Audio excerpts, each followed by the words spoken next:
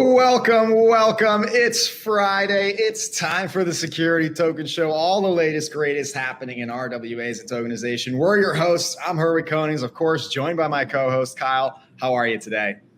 Herwig, I am great. We are a month or less, 3 weeks away from Tokenize This, which is exciting stuff. We've got so much traction. It's going to be an amazing event here in Miami with some of the leading financial institutions that are pioneering the developments of digital assets. So on the heels of that, we have another great week of news.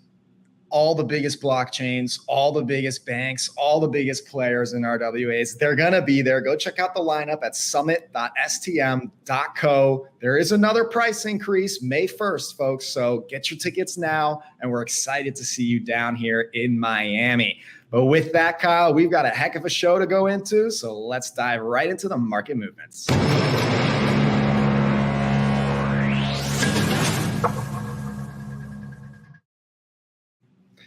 And as always, we're going to try to cover the biggest movements happening in the space. One that I think everybody needs to pay attention to, Kyle. I know we had to take quite a bit to understand this. I'm talking about RealT's maybe quite a bit under the radar announcement about their token economy, that they're going to unlock basically what I call the decentralization of their real token protocol. For those who don't know, RealT, real token. And it is quite a arguably complex, but very intricate, well thought out, interesting incentive mechanism to power this protocol and really, as they say, take a slice of this RWA movement, trillions of dollars going on chain. And if you didn't hear that right, folks, that's right. RealT is not just going to be focused on real estate. They do plan to expand to other assets and equity types. So I'm excited to see what they end up launching. But Kyle, it is a heck of a read, as you know, to really dive through this whole real token economy expansion. So I'm going to do a quick summary as best I can. You hop in and maybe correct me or give your feedback where you like. Sure. As we know, Real Token or RealT, they have what they're planning to do, a DAO system essentially to enable you to participate and manage the protocol for Real Token.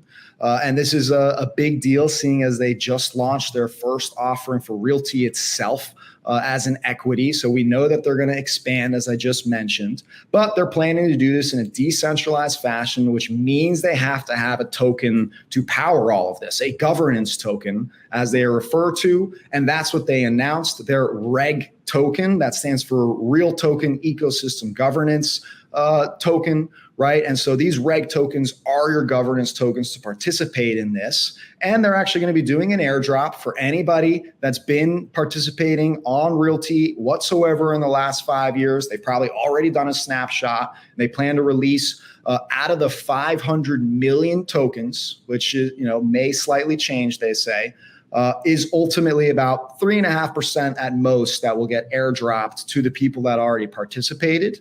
They're going to only keep 10% for themselves, Kyle, which I think is worth noting. That's definitely on the lower end that you see with a lot of token projects like this. And they have about a 10% treasury and a 3.5% marketing allocation, which of course also makes a lot of sense. And there's a lot of good reasons why to have that. We don't need to go into that. So what is the rest left up to? Well, it's actually a 5-year incentive mechanism to get people to hold, to get people to participate, to get people to activate and tokenize and leverage the whole RealT economy that's being built. So they got 3 types of NFTs now entering into the situation, okay? Bear with me. The first is what they call the citizen token, the RealT Real Token Citizen Token. And this one is basically earned for being a participant. You can actually get them from just being a member, again, being an active participant, and that allows you to essentially become a citizen, right? To join the RealT ecosystem. And that allows you to participate and actually get access to another NFT, the activity token. This one is going to power a lot more of the actual activities and incentives to make sure you actually want to, again, with the incentive of reg tokens, participate by either buying or holding or staking or all kinds of things. And then last but not least, that third token is they call it the collector token. And by design, as you might conclude already, it's designed to have you hold it, right? To collect and make sure that you're basically incentivized not to just trade these things all day, but have a reason to stay committed to these projects, perhaps provide liquidity and take advantage of other things. So these reg tokens over the next 5 years, every month they call an epoch, is going to be a distribution. And of course, the month that you earn your NFT or you mint your NFT, you don't qualify, but you'll qualify for every future reg distribution for the next, remaining 5 years. There's a lot more to it. We know that they released a soon token that can be converted at some point very soon to the reg token. That was always by design going to be the plan. And there's even something called dark matter, which is another thing that they're going to release more information on to further gamify and incentivize activity. But wow, Kyle, that is a very well thought out, full on, as DeFi and as crypto as it gets, in my opinion. They're taking advantage of everything, including the RWA token that they just issued. Also, has its own features. So, Kyle, I would love to hear your take on this. You're very active as well in the crypto space, so you have a very good take on this. Yeah, I think that, if we zoom out slightly for 1 second, if you remember, if you're a new listener or whatever, RealT has been tokenizing tens of millions of dollars worth of real estate. And when we say tokenizing, they're not just putting these assets on chain, they are selling them successfully to their international audience. They've been very active in France. That's where most of their investor base and customer base comes from. And so this is also, they're tokenized in Switzerland, and that's where a lot of the jurisdiction for the financial assets move. So this company has been relatively centralized in this issuance process, but they've been super successful in the crowdfunding operation, in getting people to not only buy on the primary, but they've been super successful in generating a secondary market and demand for these assets, as well as lending and post-issuance services. These are things that really have not been unlocked by any other real asset tokenization company that I'm aware of. And so I think that it's interesting now they're looking to really empower that community in a more governance style of function. So this is kind of their attempt at doing that.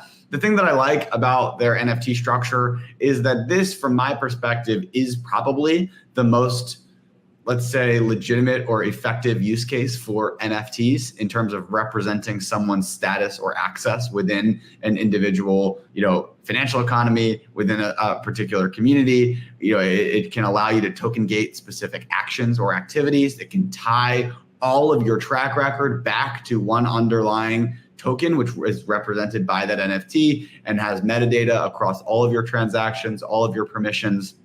And then you can get these points that incentivize you to do things, which is what I think they're using the underlying fungible token for. So I do think that this is a pretty effective gamified economy that ties in well to their actual securities, to the actual real estate tokens. Again, I don't think that these tokens or these NFTs that they're launching with this new announcement, they're not securities. They don't represent underlying real assets. They are very much a communication tool and a community management tool. But because of that, I think it works very well. They certainly have a super thoughtful effort in how they're launching the project. We'll see. My only concern is around how DAOs can add a lot of bureaucracy to processes where sometimes centralization is actually more efficient. So it will be interesting to see how much control the DAO actually has on tokenizing and on management of the actual financial assets. Because sometimes, if there's an issue with the actual financial asset, or if there's a lawsuit, or if there's whatever, it's helpful to have that centralized company to be able to step in and do X, Y, and Z to resolve those things. That's, I think, the one piece that I'm interested to see how that plays out over the next 5 to 10 years. And if this is the most efficient process, or if it's one that adds additional benefits that make up for potentially that lack of flexibility. Oh, no, you're 100% right, Kyle, on that point, I think. And actually, RealT did make a point to say that the technology and the services that RealT, the technology company, provides are free to do, under RealT's premise. We're talking about the RealT, the real token protocol being governed by this DAO. And so for sure, I think that will hopefully help in terms of, like you said, having someone be able to step in per se. But to their credit, they are truly decentralizing this. And we've seen the risk there being that you get a lot of whales and a certain concentration controlling most of the supply. And to RealT's credit, I will give them that they've done a very good job throughout these last 5 years, making sure everybody has broad access, has an opportunity to buy in usually, as opposed to even putting in caps, I believe, to prevent people from owning and becoming sort of a whale type status. So hopefully that doesn't become the case here either. I'm not certain, but I do understand that I think eventually the DAO will be in control of, saying who's going to be able to build on this RealT protocol. Not RealT itself. They'll be free to do what they want with their technology and services. But of course, this DAO will be a very unique model to allow people to tokenize real world assets and a truly, I think, DeFi system. So it's very cool. The Reg token, look out for it. I think it could well become the biggest RWA represented utility token out there, because to what you just said, Kyle, I think they've done a really good job of figuring out how to gamify and incentivize financial mechanisms tied to real world assets. And they've already done it with their use case of real estate so well. 100 million in overall sales, 20 million in distributions, I think 12 or so million or more locked up. So amazing ecosystem. And they just ship, man. They ship product. Like they do not wait. They have been able to drive innovation. So exciting stuff there. Major shout out to RealT. In Tokenize This, right, Kyle? You'll see Remy and John Mark. They're coming down to Miami. So make sure you get your tickets if you like what you heard.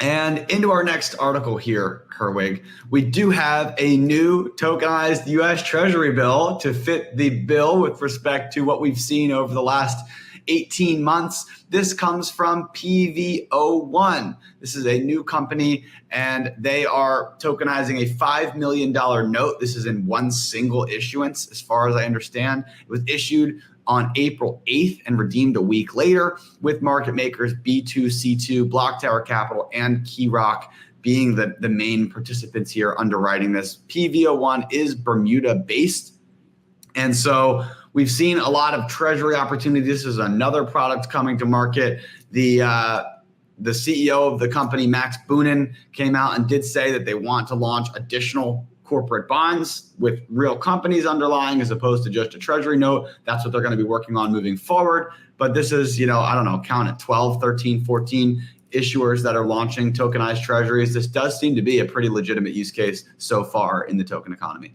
Yeah, their big focus is the whole overall bond market, which is, of course, enormous. And all I could glean as well, Kyle, is that they hinted at in the next coming months, a prominent crypto issuer that will be doing a bond with them. So I'm keen to figure out who exactly that issuer is. It'd be interesting to see who that is. And it's worth mentioning that BUIDL, of course, getting all of its, I think, well-deserved attention as of late for this space. They're approaching 300 million. I think they're around the 297 mark. Again, you can track that easily at stm.co. But that only puts them second to Franklin Templeton's Benji, which I think is around the 380 million mark or so. So we've seen a fast growth at BUIDL. Maybe they'll soon overtake, or maybe it'll continue to be a neck and neck race. We'll have to see, right? Only way to find out, stm.co, easiest way. Moving on, we actually saw another deal with Securitize. It's from a company called Homium, focused on the home equity space. We've seen a couple prominent players in this space, specifically, of course, Figure being the leader in hundreds of millions, billions in HELOCs on chain. But Homium is actually also targeting institutional investors through Securitize, but on Avalanche. And essentially what investors get is a pool of shared appreciation home loans issued, of course, on the Homium platform. And Homium in turn is then, of course, offering homeowners to sell a slice of their primary residence, as they say, by taking out an on-title second mortgage in the form of a shared appreciation mortgage loan. So that's the underlying structure. Then Homium pools them together, essentially a securitization that they then sell to institutions through Securitize, all tracked on Avalanche, and Avalanche putting their money where their mouth is. Their Blizzard fund invested, as well as a Sorensen Impact Group. And they combined raised roughly a $10 million Series A. Good on Homium. Yeah, I met with the Homium team in LA at one of the blockchain and security token summits out there by Draper Gore and Holm a few years ago. And great team, exciting company. They've been working on this for many, many years, and they are very passionate about the technology. So this is not a fluke for them to bring this product to market. Exciting to see. Major shout out to the team over there. And into number 4 on the day, Herwig, we do have Singaporean XDAX is hosting Oman's Muscat precious metals refining company. They're doing a tokenized gold product. So we see another tokenized commodity coming to market. They are securitizing the gold. So you can acquire gold tokens. It's issued by a trust. It's backed by the physical gold bullion.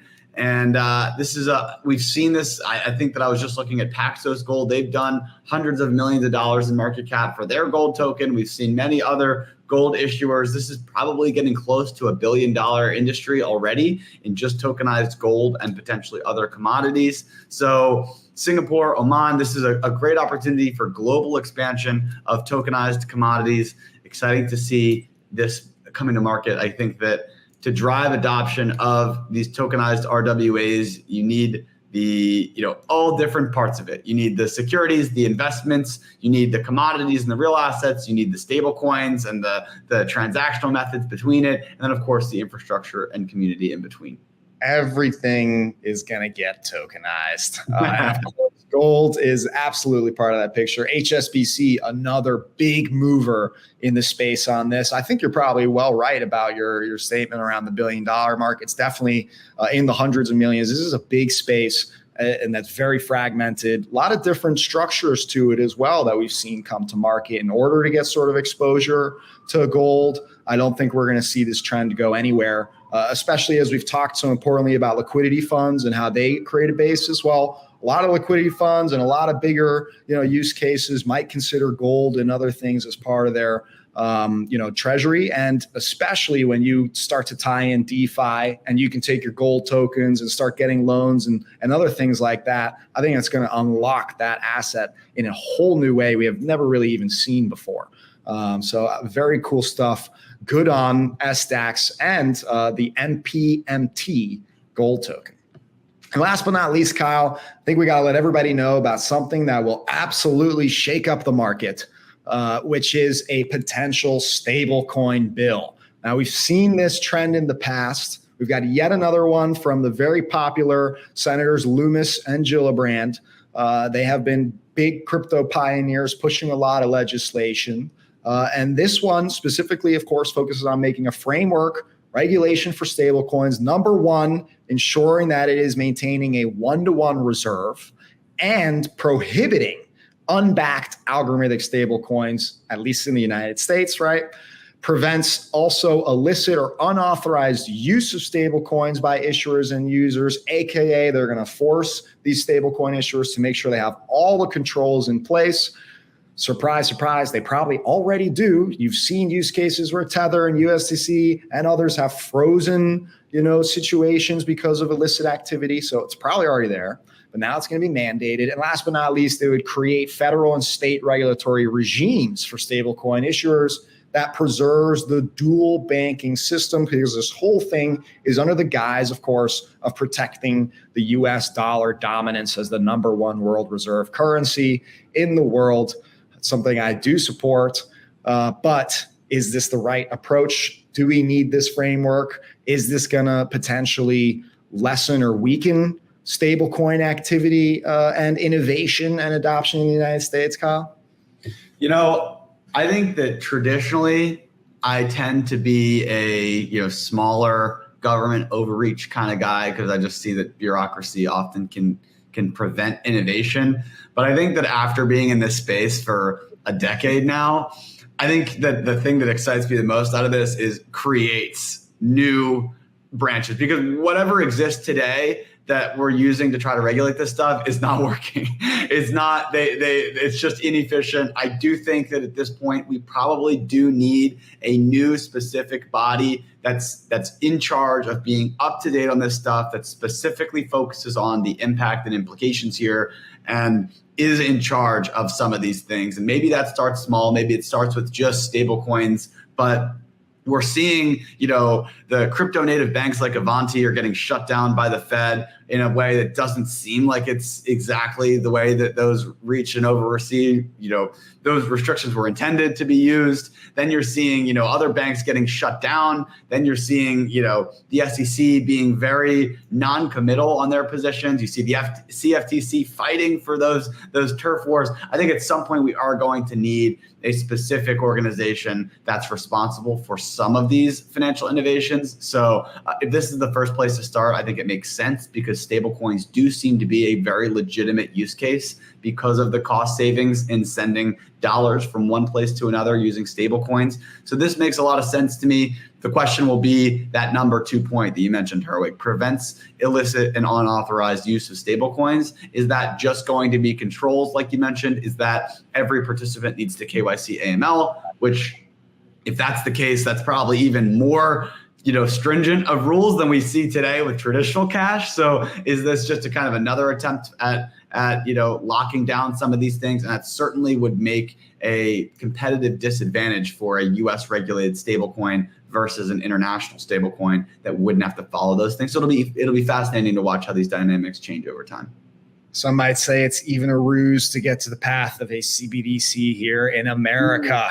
I can see both camps, for sure. My big take is that, Terra Luna was obviously a massive disaster for the space. And I don't think anyone would ever wish to see something like that again. Some people are going to argue we should have the free financial controls to allow something like that to build up again.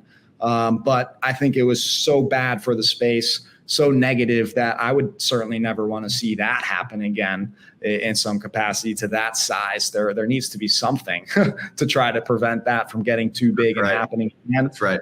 However, you said it, the devil is in the details. I would, for one, not be too happy about KYC requirement for stable coins. So that is pretty absurd. That's our market movements, though. We've got a lot more news to get into with the token debrief. So let's get on with the show.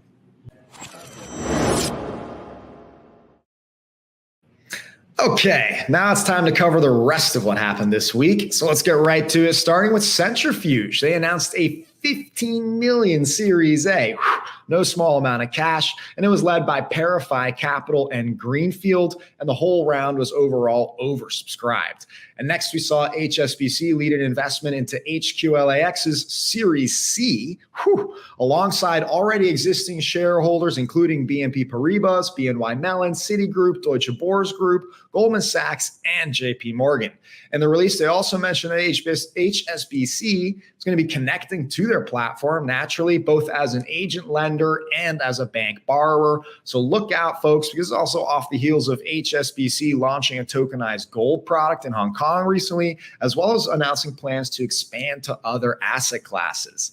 And over in England, we saw UK Finance, a trade association for the United Kingdom banking and financial sector, announcing an expansion of its pilot of an experimental shared ledger to track financial firms' payments. And it includes partners like Barclays, Lloyds Banking Group, Citigroup, HSBC, MasterCard, Visa, among many others. And the focus around all this is tokenized deposits under the name of the Regulated Liability Network, which will use R3 and Quant under the discretion of a company called DXC, who is in charge of their system integration work. And we also saw this week Ondo Finance announcing an integration with Cosmos through Noble, bringing their products to their ecosystem, starting with Ondo's USDY product. And through Cosmos, by the way, these offerings become accessible and interoperable with over 90 different blockchains. And that's similar to what we discussed last week with Provenance also integrating into Cosmos via Noble. We also saw a new platform come to market this week. First was the Abu Dhabi-based Neopin's RWA platform, becoming a new focus of the blockchain's company, they say, for the next coming years. And we also saw the merger between tokenization platform Huma Finance and liquidity provider Arf Digital to combine into one powerhouse that does both.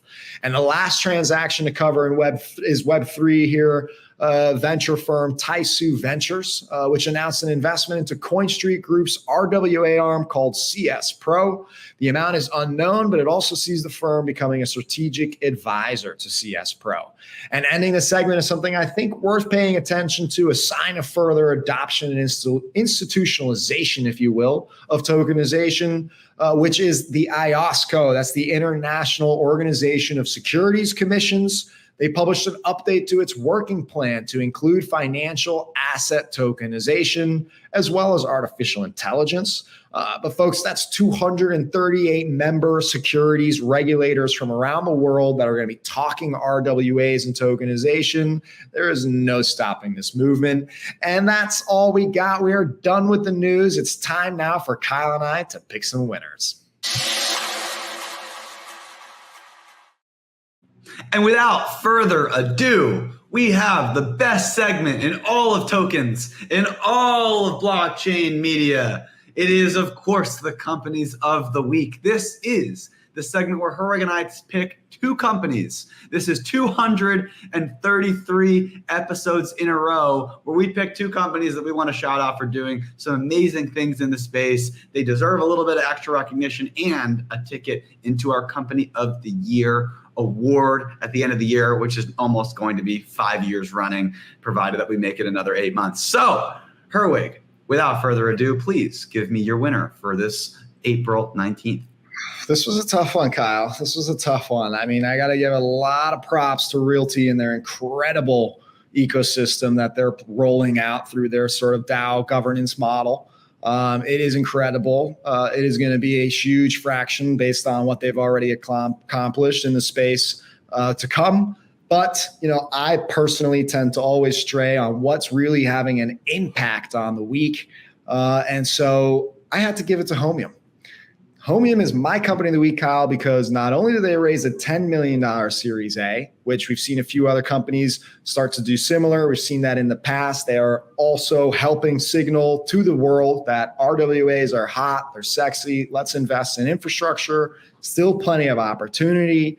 And on top of that, they found some great partners. I'm not just saying that because Avalanche's Blizzard Fund is also an investor in us, full disclosure. But of course, we are very familiar with their ecosystem. I think this is a great partnership. Avalanche has been really pushing on the institutional side as well. And so this feels like a very institutional product because they also teamed up with Securitize, which, after BlackRock, they are the belle of the ball. They're not so easy to necessarily work with so quick. So a lot of credit to Homium for getting this deal done and going live with another unique spin on HELOCs. And I think people need to get more and more familiar that the tokenization of real estate isn't just properties, putting them in LLCs and those types of deals, but that it's expanding to the mortgage asset industry, which is tens of trillions in size, to bonds and other things. So the fact that Homium is coming in on the HELOC space, I think is also really great.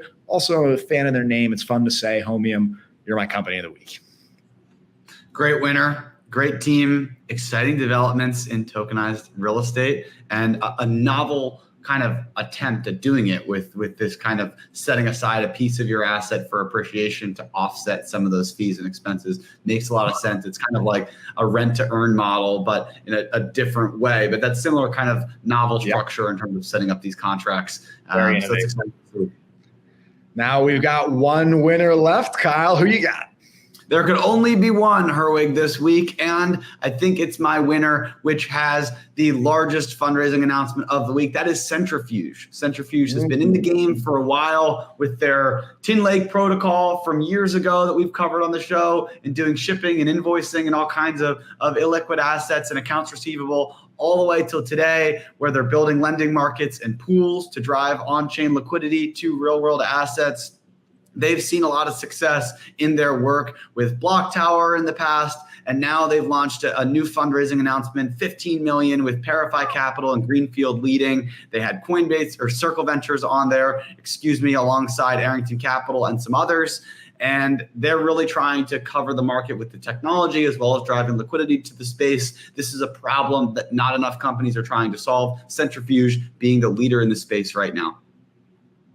That's a great choice, Kyle. We've been covering them for such a long time on the show now. To see them bag 15 million in a Series A, that's bigger than my company of the week with their 10. That's a very impressive number. I know they're going to put that to great work growing the adoption of RWAs with their innovative technology there. Big fan. I think that's a great choice, Kyle. And with that, that's our week. Yeah, we always want to remind you, of course, latest news, all the latest trading data, everything over at stm.co. We've got our summit just 20 days away, folks. Telling you you're not going to want to miss this. Go check up that speaker lineup. It is incredible. We got Coinbase, we got Securitize, we got RealT, of course, we got Avalanche, we got Stellar, we got Ripple, we got Chainlink, Provenance, of course, Broadridge and Franklin Templeton and Wisdom Tree and so many other great Wall Street firms on top of many, many, many more. It's going to be 2 awesome days. And of course, I'd love to meet you in person. I know Kyle would as well. And of course, if you'd like, check out our research platform, securitytokenprime.com. It's not going anywhere. It's always there. Go sign up. It's free. Tap into our community there. And Kyle's got the thumbs up. Happy tokenizing, everybody.